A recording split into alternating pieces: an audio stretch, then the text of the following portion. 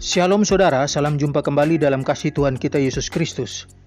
Kalau saudara sering berselancar di media sosial, maka mungkin sekali akan menemukan ada oknum-oknum pengkhotbah yang selalu berkhotbah dengan tema kuasa gelap. Mulai dari urusan perdukunan, rumah angker, tanah kuburan, santet, dan lain-lain. Biasanya mereka ini adalah mantan-mantan dukun katanya, yang bertobat setelah diinjili atau karena kalah setelah berusaha menyerang hamba-hamba Tuhan dengan kuasa gelap mereka.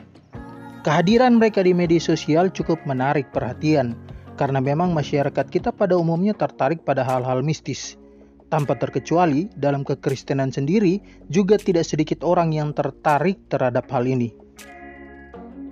Kehadiran pengkhotbah spesialis kuasa gelap ini seringkali dianggap menjadi solusi bagi umat yang biasa diganggu kuasa gelap sehingga usaha mereka tidak berjalan dengan baik, bahkan sampai mengalami kebangkrutan. Pasangan hidup mereka selingkuh, sakit yang diderita tak kunjung sembuh, dan lain-lain. Intinya adalah, semua masalah hidup yang sedang dihadapi itu dikaitkan dengan peran kuasa gelap yang bersumber dari dukun-dukun, baik dukun ilmu putih maupun ilmu hitam. Keduanya memang adalah utusan iblis. Dari oknum mantan dukun yang telah menjadi pengkhotbah spesialis kuasa gelap inilah, mereka merasa menemukan jawaban. Pertanyaannya adalah, apakah memang benar bahwa ada pengkhotbah yang Tuhan pakai secara khusus untuk urusan kuasa kegelapan, sehingga dalam Kristen itu sendiri memang ada klasifikasi pengkhotbah spesialis? Yang berikut adalah, apakah kita memang perlu waspada terhadap oknum-oknum pengkhotbah mantan dukun ini? Jika ya, maka apa yang perlu kita waspadai? Semua pertanyaan ini akan saya bahas tuntas dalam video ini. Tonton sampai selesai agar paham.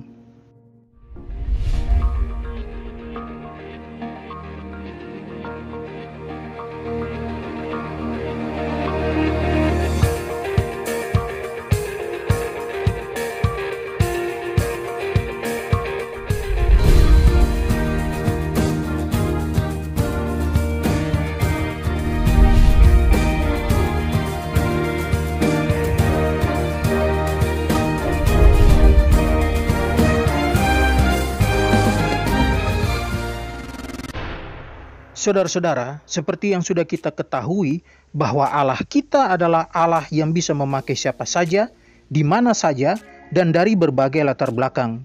Dari masa ke masa, Tuhan terus bekerja memakai orang-orang pilihannya untuk memberitakan kebenaran. Tidak sedikit dari mereka adalah orang yang memiliki latar belakang kelam, seperti mantan pelacur, mantan pembunuh, mantan pengguna obat-obat terlarang, dan termasuk mantan dukun. Tapi saudara, meskipun Tuhan juga bisa memakai para mantan dukun ini, tapi kehadiran mereka tidak boleh menjadikan kita percaya dan mengikuti saja apa yang mereka ajarkan. Untuk itu, kita perlu waspada terhadap setiap ajaran yang disampaikan. Ajaran mereka harus diuji dengan ajaran kitab suci kita, sehingga dengan demikian kita akan paham apakah ajaran mereka selaras dengan ajaran kitab suci atau tidak. Saudara-saudara, bicara tentang mantan dukun yang menjadi pengkhotbah, ada beberapa hal yang harus menjadi catatan penting bagi pengkhotbah, yakni mantan dukun dan juga pendengar khotbah. Yang pertama, seorang mantan dukun yang kini menjadi pengkhotbah haruslah orang yang sungguh-sungguh bertobat, atau dengan kata lain, telah meninggalkan semua praktek perdukunan. Mengapa harus benar-benar meninggalkan segala bentuk praktek perdukunan? Sebab jika tidak, maka mungkin sekali dalam pelayanan nanti, para mantan dukun ini akan menerapkan praktek-praktek perdukunan. Contohnya, jika dulu sewaktu belum bertobat, mereka mengobati pasiennya dengan cara membacakan mantra pada air dalam gelas, lalu memberikannya kepada pasien untuk diminum. Air yang sudah dimantrai ini dipercaya akan memberikan solusi bagi masalah yang sedang mereka hadapi. Maka sekarang setelah menjadi pengkhotbah, mereka juga masih menggunakan air. Meskipun kali ini air tersebut didoakan lalu diberikan kepada jemaat agar diminum. Karena menganggap air yang sudah didoakan itu punya khasiat tertentu untuk kesembuhan, untuk perlindungan, dan lain-lain. Saudara-saudara, ini jelas bukan ajaran Alkitab. Ini praktek perdukunan yang masih diterapkan dalam pelayanan. Air tidak pernah punya khasiat khusus setelah didoakan, apalagi dihubungkan dengan kesembuhan ilahi dan perlindungan. Sebab bicara tentang kesembuhan ilahi, maka itu adalah kesembuhan yang tidak melibatkan media apapun, termasuk air yang didoakan. Apalagi air tersebut dianggap bisa melindungi rumah. Ini jelas pembodohan umat. Jemaat diajar untuk mempercayai apa yang bertentangan dengan Alkitab. Karena sebenarnya yang melindungimu dan segala harta yang kamu punya adalah Allah sendiri dan bukan air yang didoakan. Tapi saudara, mungkin ada yang akan menyanggah argumentasi saya ini dengan mengatakan bahwa kami tidak mengimani air itu dapat menyembuhkan atau memberi perlindungan, tapi Tuhanlah yang menyembuhkan dan memberi perlindungan. Untuk pernyataan seperti ini akan saya jawab, kalau memang percaya bahwa kesembuhan dan perlindungan hanya berasal dari Tuhan semata, lantas mengapa harus menggunakan air yang sudah didoakan? Apakah Tuhan tidak bisa menyatakan kuasanya tanpa air yang sudah didoakan? Sekarang perhatikan ayat berikut ini. Ayub pasal 1 ayat 6-10. Pada suatu hari datanglah anak-anak Allah menghadap Tuhan, dan di antara mereka datanglah juga iblis. Maka bertanyalah Tuhan kepada iblis, "Dari mana engkau?" Lalu jawab iblis kepada Tuhan, "Dari perjalanan mengelilingi dan menjelajah bumi." Lalu bertanyalah Tuhan kepada iblis, "Apakah engkau memperhatikan hambaku Ayub? Sebab tiada seorang pun di bumi seperti dia, yang demikian saleh dan jujur, yang takut akan Allah dan menjauhi kejahatan." Lalu jawab iblis kepada Tuhan, "Apakah dengan tidak mendapat apa-apa Ayub takut akan Allah? Bukankah engkau yang membuat pagar sekeliling dia dan rumahnya, serta segala yang dimilikinya? Apa yang dikerjakannya telah kau berkati, dan apa yang dimilikinya makin bertambah di negeri itu." Dalam kasus Ayub ini, iblis tidak bisa berbuat apa-apa karena baik Ayub, rumahnya, dan segala harta yang dimilikinya dilindungi oleh Allah. Jadi jelas bahwa yang melindungi Anda, rumah Anda, dan segala harta Anda adalah Tuhan sendiri. Dan Tuhan tidak memerlukan air yang didoakan agar perlindungannya menjadi nyata. Yang kedua, mantan dukun yang menjadi pengkhotbah haruslah orang yang mengajarkan seluruh ajaran kitab suci dan bukan hanya tentang kuasa gelap saja. Saudara-saudara, ajaran Alkitab tidak hanya bicara bagaimana kita menghadapi kuasa gelap, tapi juga bicara tentang anugerah keselamatan melalui pengorbanan Yesus. Bahkan inti dari pemberitaan kitab suci adalah Allah menyelamatkan manusia berdosa dari maut melalui pengorbanan Yesus di kayu salib. Itulah sebabnya oknum mantan dukun yang hanya berkhotbah seputar kuasa gelap berdasarkan pengalamannya sebenarnya tidak sedang memberitakan Injil sejati. Kalau dulu oknum-oknum mantan dukun ini buka praktek dengan tujuan memberi solusi bagi mereka yang diganggu kuasa gelap, maka apa bedanya dengan sekarang jika hanya menawarkan solusi yang sama bagi jemaat? Pengkhotbah yang benar adalah mereka yang berkhotbah tentang Yesus Kristus sebagai satu-satunya juru selamat agar mereka yang mendengarnya bertobat dan diselamatkan.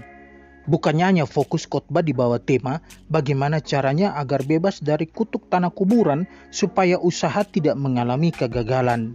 Sehingga pada akhirnya para pendengar khotbah hanya mencari solusi bagi kebutuhan jasmani mereka dan bukan keselamatan jiwa mereka. Tapi masalahnya di sini adalah apakah para oknum mantan dukun ini mau belajar juga ajaran kitab suci secara menyeluruh atau tidak? Karena mempelajari ajaran kitab suci itu memang membutuhkan waktu, tapi hasil yang didapatkan adalah kita tidak akan menjadi pengajar palsu. Biasanya para oknum mantan dukun menggunakan pengalaman pernah menjadi dukun sebagai modal untuk mulai pelayanan, terlebih khusus berkhotbah. Mereka merasa cukup dengan modal demikian, ditambah menghafal beberapa ayat lalu menganggap ajarannya Alkitabiah. Apalagi jika akhirnya banyak orang yang menjadi pengikut setia setelah mendengarkan kesaksian dan khotbah-khotbah mereka seputar kuasa gelap. Masalah banyaknya pengikut ini telah menjadi masalah yang paling mendasar bagi oknum-oknum mantan dukun ini.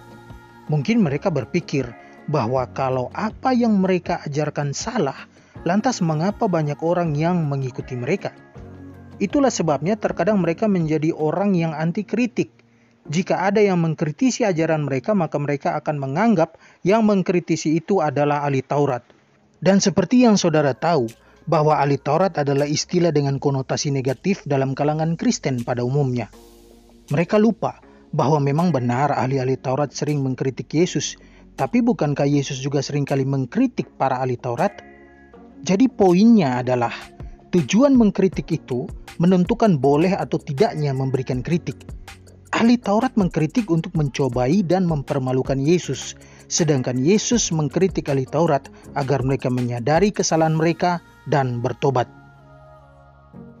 Yang ketiga, bagi jemaat Tuhan, jangan menjadikan khotbah dari mantan dukun itu sebagai patokan kebenaran mutlak. Saudara-saudara, yang harus menjadi patokan kebenaran adalah Alkitab. Ajaran dalam kitab suci kita adalah kebenaran mutlak, sedangkan ajaran dari para mantan dukun kebanyakan hanya berdasarkan pengalaman yang belum tentu benar. Anehnya sekarang adalah bahwa banyak orang Kristen yang menjadikan ajaran para mantan dukun ini sebagai kebenaran mutlak, sehingga apa saja yang diajarkan dianggap kebenaran. Ada mantan dukun yang berkhotbah, jika kita mengusir setan harus dengan minyak urapan. Sedangkan Alkitab tidak pernah mengajarkan bahwa salah satu tujuan pembuatan minyak urapan adalah untuk mengusir setan. Ini jelas ajaran yang tidak bersumber dari Alkitab, tapi dari ajaran dukun-dukun tanpa dasar kebenaran. Yang lebih parah lagi adalah jemaat mempercayai hal ini sebagai kebenaran lalu menerapkannya dalam pelayanan. Sekarang perhatikan ayat berikut ini. 2 Timotius 3 ayat 16. Segala tulisan yang diilhamkan Allah memang bermanfaat untuk mengajar, untuk menyatakan kesalahan, untuk memperbaiki kelakuan, dan untuk mendidik orang dalam kebenaran. Dalam terjemahan lain berbunyi demikian, semua yang tertulis dalam Alkitab diilhami oleh Allah dan berguna untuk mengajarkan yang benar, untuk menegur dan membetulkan yang salah, dan untuk mengajar manusia supaya hidup menurut kemauan Allah. Saudara perhatikan, dalam teks ini dengan jelas menyatakan bahwa ajaran yang benar itu bersumber dari segala tulisan yang diilhamkan Allah, yakni Alkitab. Jadi sangat disayangkan jika seorang Kristen menelan mentah-mentah sebuah ajaran tanpa membandingkan ajaran tersebut dengan ajaran kitab suci. Tidak peduli siapa yang mengajarkan. Sehebat apapun pengalaman seseorang, jika tidak sesuai dengan ajaran Alkitab, maka kita wajib menolaknya. Satu-satunya petunjuk tentang kebenaran adalah Alkitab. Kita hanya boleh mengikuti ajaran yang dikhotbahkan oleh oknum mantan dukun jikalau apa yang diajarkan adalah ajaran Alkitab. Untuk itu saudara-saudara, sudah seharusnya kita membandingkan setiap ajaran yang disampaikan oleh mantan dukun, baik dalam kesaksian terlebih dalam khotbah mereka, agar apa yang salah tidak boleh diterapkan dalam hidup kita. Jadi saudara, sebenarnya tidak ada pengkhotbah yang memang Tuhan pakai hanya untuk membahas satu topik saja. Contohnya, hanya urusan seputar kutuk. Karena seluruh catatan kitab suci menyatakan bahwa para rasul tidak hanya menentang kuasa iblis, tapi juga menekankan karya penebusan Kristus dalam setiap pelayanan mereka. Oleh karena itu, berhentilah jadi pengkhotbah spesialis kuburan. Demikian penjelasan saya, semoga mencerahkan saudara semua. Tuhan memberkati kita semua. Shalom.